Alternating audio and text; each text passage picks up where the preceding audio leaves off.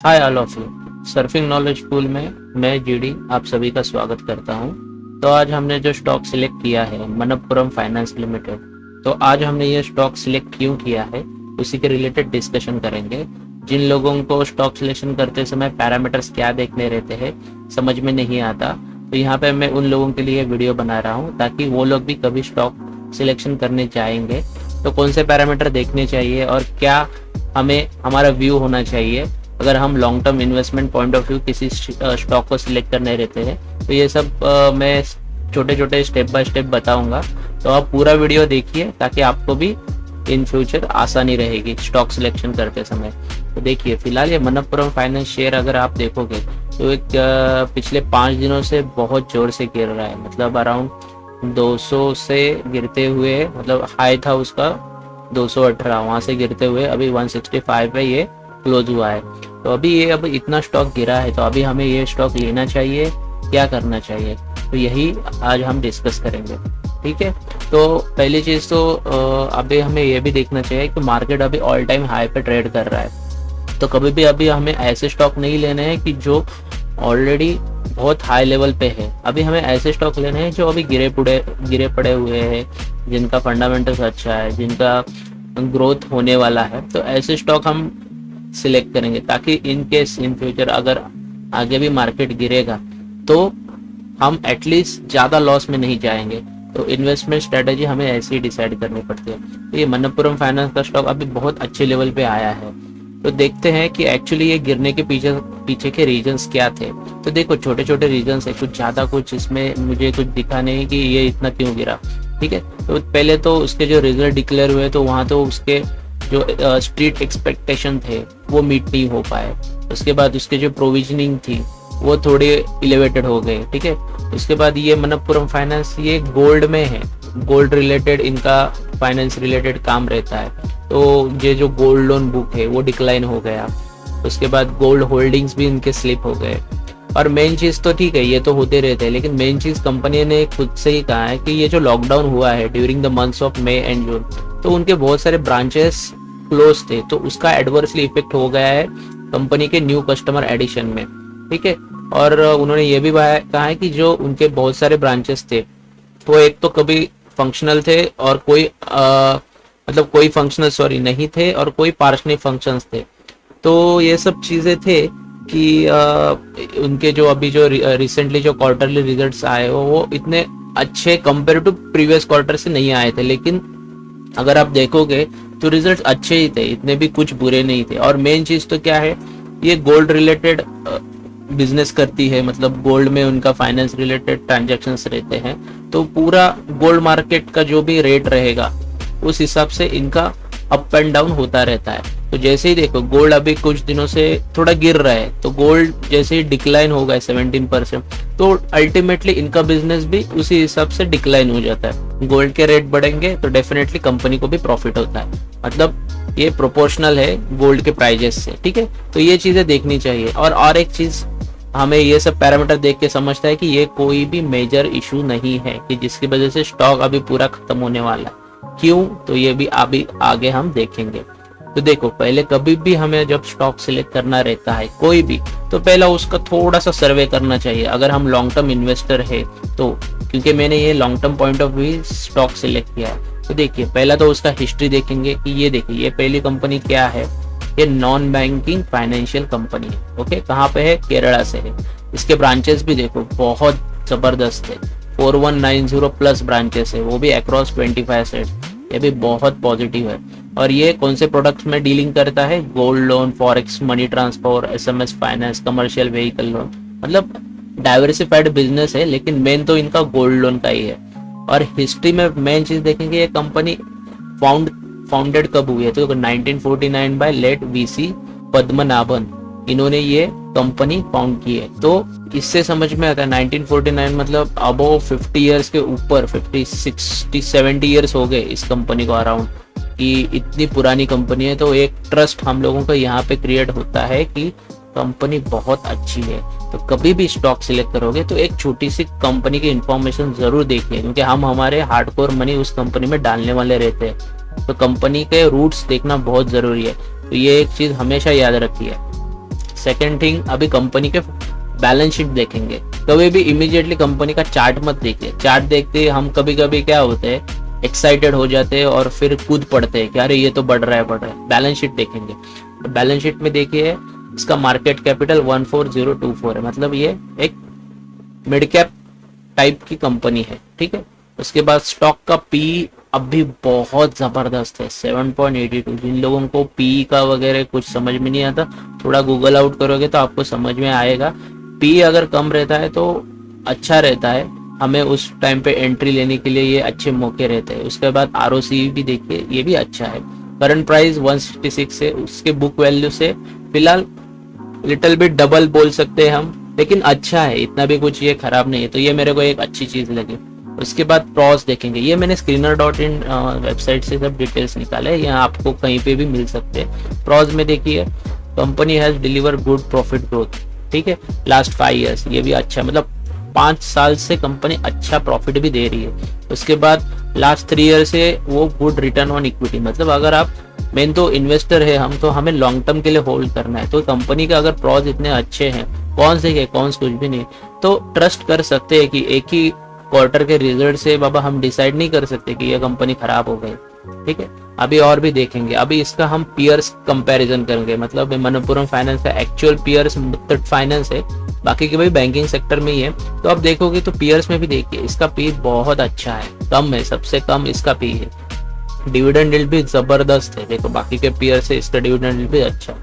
Quarter profit भी percentage उसका भी ये भी अच्छा, मतलब मुथूट फाइनेंस भी बहुत अच्छा ही है स्टॉक, ऐसा कुछ इससे कंपेयर तो वो थोड़ा स्टेबल है, अच्छा है, वो भी आप परचेस कर सकते हो। लेकिन अभी के लेवल पे मेरे को ये थोड़ा अच्छा लग रहा है, मतलब थोड़ा ऐसा लग रहा है कि इस पे हम कूद पड़ेंगे, थोड़ा थोड़ा क्वांटिटी, एकदम से नहीं, तो अच्छी लेवल है। तो ये सब पैरामीटर से आप भी देखिए, आपको समझ में आएगा। उसके बाद प्रॉफिट लॉस, ये बहुत इंपॉर्टेंट है कि कंपनी सच्ची में प्रॉफिट कर रही है, लॉस कर रही है, तो हमें पूरे इतने सालों का यहाँ पे डाटा मिलता है। तो ये कंसोलिडेटेड प्रॉफिट्स है, कभी भी स्टैंड अलोन मत देखिए, कंसोलिडेटेड फिगर्स ही देखिए। तो प्रॉफिट देखिए, रेवेन्यूज देखिए, कंपनी के पहले 2006 में 20 थे और अब भी देखिए कितने रेवेन्यूज है, 6331। या कंपनी ने कहाँ से कहाँ तक डेवलपमेंट किया है। तो ये जो इंक्रीजिंग नंबर है, तो ये हमें बहुत पॉजिटिव लगता है। इंटरेस्ट भी देखिए, वो भी अच्छा है। एक्सपेंसेस भी हाँ डेफिनेटली उस हिसाब से होंगे, लेकिन रेवेन्यू कर रहे हैं, मतलब वो ग्रोथ कर रहे हैं। फाइनेंसिंग प्रॉफिट भी देखिए, वो भी अच्छा है। ये जो मैंने ग्रीन किया है ना, ये सब पॉजिटिव चीज़ है। फाइनेंसिंग मार्जिन परसेंटेज ये देखिए कांस्टेंट है हमारा, मतलब अबाउ 30% बोल सकते हो एवरेज, ऑन एन एवरेज। बीच में थोड़ा कम था 2014-15 में, यहाँ पे थोड़ी सी दिक्कतें हुई थी। इसके बारे में आप थोड़ा गूगल आउट करोगे तो आपको समझ में आएगा, अभी यहाँ पे डिस्कस नहीं कर, लेकिन अभी देखो फिलहाल तो बहुत अच्छा चल रहा है। Net profit 1724, highest ever profit company ने बनाया। और ऐसा नहीं, कंपनी कंसिस्टेंटली नेट प्रॉफिट बढ़ाती जा रही है। और क्या चाहिए, जिनको ज्यादा समझ में नहीं है तो वो नेट प्रॉफिट भी देखते, अर्निंग पर शेयर भी देखिए, अच्छा है, मतलब कम नहीं कर हो रहा है। कंपनी खुद को एक अच्छे लेवल पे खुद को ना पुश कर रही है। तो ये मेरे को बहुत अच्छे लगा। स्टॉक गिर रहा है क्या, किस वजह से, रीजन तो कुछ भी नहीं है, लेकिन छोटा सा एक पैनिक मूवमेंट आता है तो स्टॉक गिरता है, ये आपको सीखना पड़ेगा। रिजर्व्स देखिए, कंपनी के पास रिजर्व्स, मतलब कंपनी के कबर्ड में पैसे कितने पड़े हुए हैं। पहले देखो 2006 में सिर्फ 11 था, उसके बाद देखो अब भी रिजर्व 7138 है, ये करोड़ में है। ये मैं अभी पूरा नंबर पढ़ने के लिए दिक्कत होती है, तो ये आप अंडरस्टैंड कर लिए, करोड़ में वैल्यू है। इतना कंपनी के पास कपबोर्ड में पैसे पड़े हुए हैं। बोरोइंग्स भी है, नहीं ऐसे नहीं, बैंकिंग सेक्टर में है तो बोरोइंग्स रहते ही है। लेकिन देखिए मार्च 2020 से मार्च 21 में कुछ ज़्यादा बोरोइंग्स नहीं है, इसके लिए वो फिक्स एसेट में भी थोड़ा सा एडजस्टमेंट होता है, ठीक है। इन्वेस्टमेंट देखिए, दूसरी चीज, कंपनी कभी भी अपनी खुद की ग्रोथ करती है तो कहीं पे अदर देन उनके ये बिजनेस से कहीं पे इन्वेस्टमेंट करती रहती है। देखिए 2014 में कंपनी ने बहुत अच्छे से इन्वेस्टमेंट किया था, उसके बाद अभी सेकंड हाईएस्ट इन्वेस्टमेंट उनका अभी हुआ है। तो ये सब चीजें हमें देखनी रहती है कि बाबा कंपनी इन्वेस्टमेंट कर रही है, क्या कर रही है, मतलब खुद को ग्रो करने के लिए कंपनी कहीं ना कहीं तो अपना इन्वेस्टमेंट करती है ताकि वहां से भी उनको प्रॉफिट मिल सके। तो ये भी चीजें बहुत अच्छी है, कंपनी सिक्योर कर रही है खुद का जो भी बिजनेस है उसको सिक्योर करने के लिए कहीं और जगह पे भी अल्टरनेटिव वो ढूंढ रही है। शेयर होल्डिंग पैटर्न्स भी देखिए, शेयर होल्डिंग पैटर्न्स जिनको समझ में नहीं आता फंडामेंटल से, वो शेयर होल्डिंग पैटर्न से भी डिसीजन ले सकते हैं।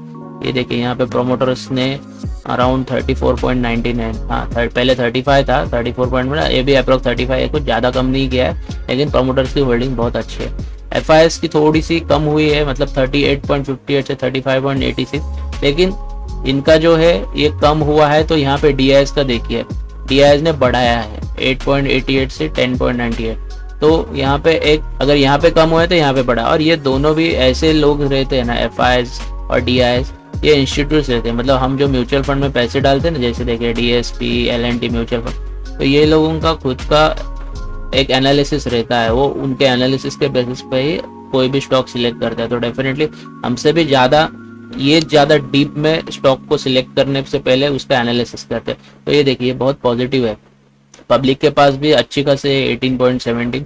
तो देखिए इन शॉर्ट ओवरऑल मेरे को तो स्टॉक बहुत अच्छा लगा। आपको भी अगर कुछ शेयर करना हो तो कर सकते हो।